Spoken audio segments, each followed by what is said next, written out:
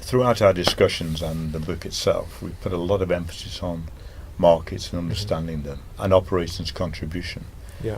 What are your thoughts on the key issues here?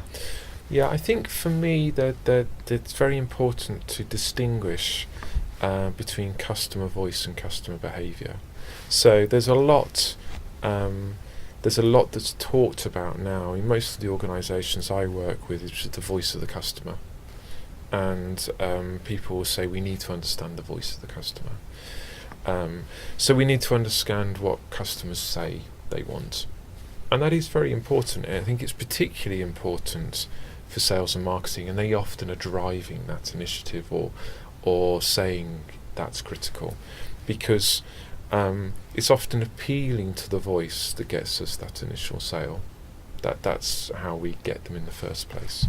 The challenge is, like everyone in the world, not everyone does what they say, and there is often a disconnect between behaviour and voice, and that can happen as an individual level. I mean, I think we both know people who say, I want to do this, but then they do something very different. So not everyone is self-aware as individuals, but particularly when you're operating where it's a business to business, it can be even more dysfunctional, because it's now, we're not just talking about one individual, we're talking about a whole organisation. And organisations often aren't very self-aware. You know, the different departments, the different hierarchies, different locations. What somebody might say the business wants, and then how it actually works and behaves on a day-to-day basis is very different. So that's where I think operations really adds value to the discussion, because operations sees the behaviour.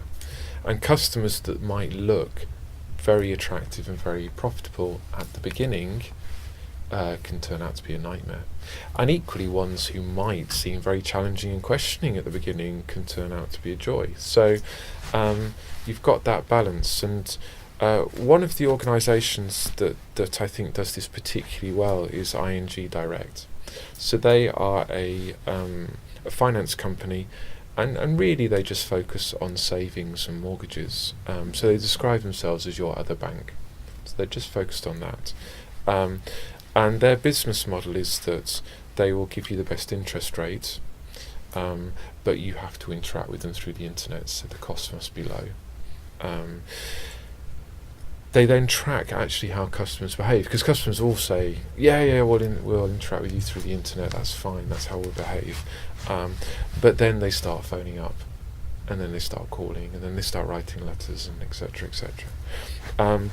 So what the bank does is it tracks that behaviour, and then at the end of each year it reviews its customers and says, are you behaving in the right way for our business or not? You might have said you're going to interact with us on the internet, but you keep calling us. And so they actually fire about 6,000 customers a year and contact them and say, I'm really sorry, but you're not the right customer for us, because the way you behave doesn't fit our business model. You're too expensive to serve, so we can't offer great interest rates. So I think that's a really good insight. You know, it's the voice and it's the behaviour.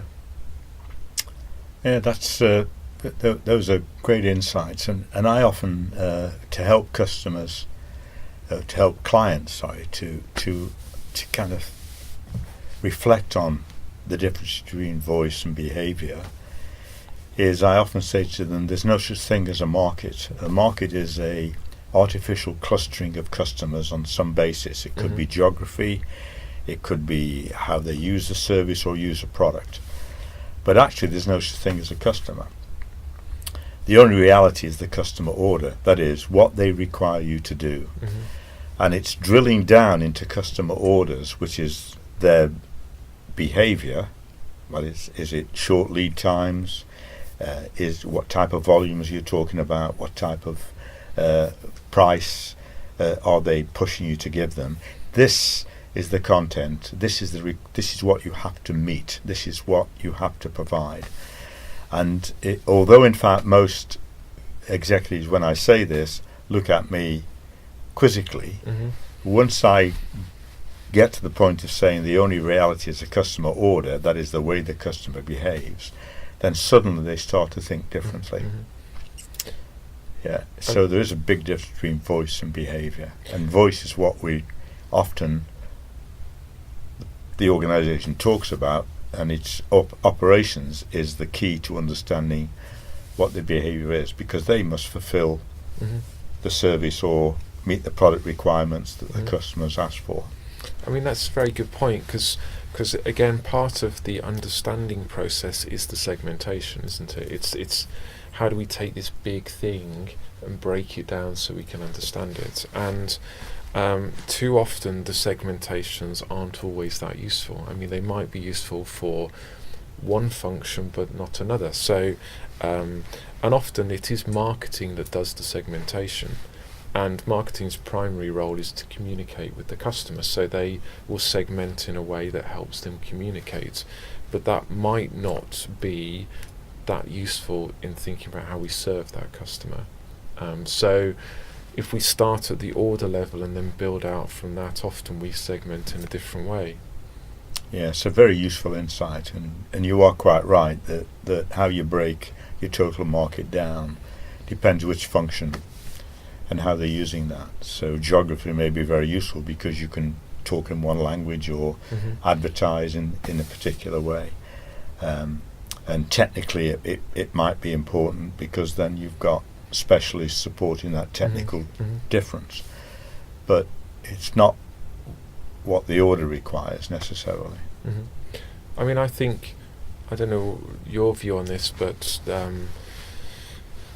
the experience I have working with organisations is that really understanding the market often takes a long time, and it's a hard thing to do. But once you've got that, then everything becomes relatively simple after that. Well, it's back earlier, we often talk about understanding the problem, Yeah. and in this case, the market is the problem. It's Yeah. understanding what that means, and then, in fact, the solution is pretty easy. So, Yeah. if, in fact, a customer's price sensitive, Mm-hmm. if you want to keep them, you've got to take cost out. Yeah. If they are short lead time people, then you've got to have a capability to meet their short lead times. Mm-hmm. So again, it's all around understand the problem, and solutions become easy. Mm-hmm.